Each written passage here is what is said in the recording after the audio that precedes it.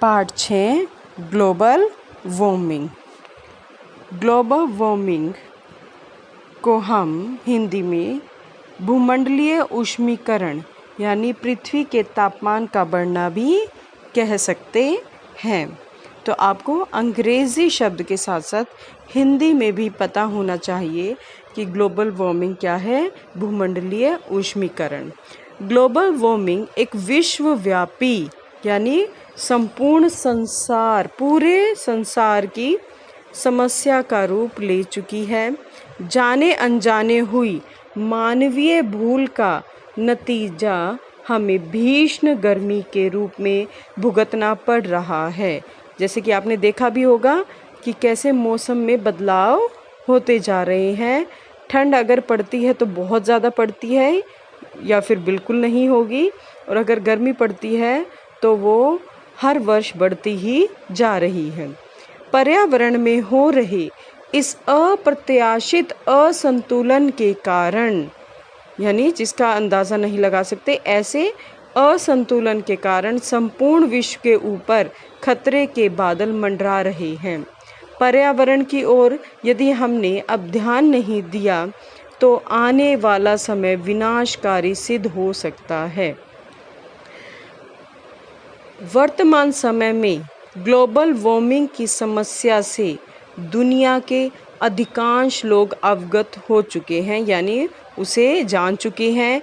ग्राम, गांव, नगर, पर्वत, स्थल और समुद्र, कोई भी जगह इसके दायरे में आने से नहीं बची है। वैज्ञानिकों की राय में ग्लोबल वार्मिंग यानी धरती का गर्माना मानव जाति के लिए उतना ही खतरनाक और तबाही वाला साबित हो सकता है जितना परमाणु युद्ध या धरती से क्षुद्र ग्रह का टकराना। क्षुद्र ग्रह यानी किसी भी एस्टेरॉयड का। ग्लोबल वार्मिंग की समस्या को पूर्व में अधिक गंभीरता से नहीं लिया जाता था, लेकिन समस्या के विकराल यानी बहुत भयानक रूप धारण करने पर इसकी ओर लोगों का ध्यान आकृष्ट हुआ यानी आकर्षित हुआ, और समस्या की रोकथाम हेतु वैश्विक प्रयास होने शुरू हुए। वैश्विक यानी विश्व स्तर पर। चित्र में भी आपको दिखाया गया है कि किस प्रकार तापमान बढ़ने से ग्लेशियर पिघल रहे हैं, और जो हमारे पोल पर रहने वाले पोलर बियर हैं उन्हें समस्याओं का सामना करना पड़ रहा है। धरती पर बढ़ता तापमान पूरी दुनिया में ज़बरदस्त कहर ढा रहा है। अपना देश भारत भी ग्लोबल वार्मिंग की चपेट में है।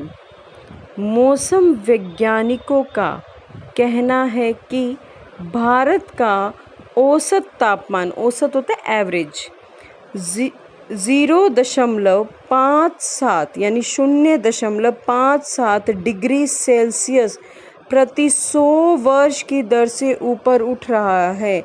यानी जो तापमान है हर 100 साल में 0.0 को इंग्लिश में हम कहते हैं डेसिमल, वो बढ़ रहा है। चिंता की बात यह है कि यह दर लगातार बढ़ती ही जा रही है, यानी जो मौसम है वो संतुलित ना होकर असंतुलित होता जा रहा है, क्योंकि मानव जाति के द्वारा पेड़ों की कटाई बढ़ती जा रही है, जिस कारण से जो वन्य जीव हैं वो लगभग समाप्ति की कगार पर आ चुके हैं। तेज़ी से बढ़ते ग्लोबल वार्मिंग का असर साफ दिखने लगा है। ध्रुवीय क्षेत्र में यानी पोल्स की, जो नॉर्थ पोल साउथ पोल है हमारे, तेज़ी से बढ़ते तापमान को इसका मुख्य कारण माना जा रहा है।